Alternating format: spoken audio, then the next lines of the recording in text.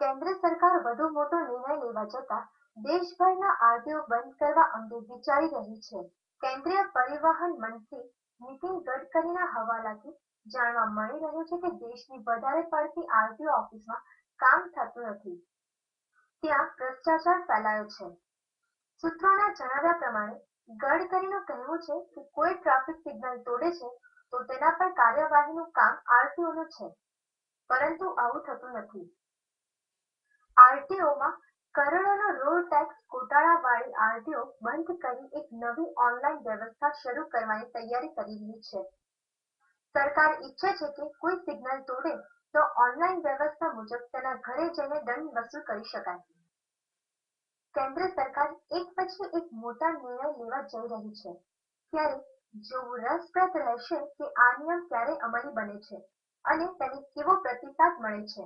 Bureau report, news online, Ahmedabad.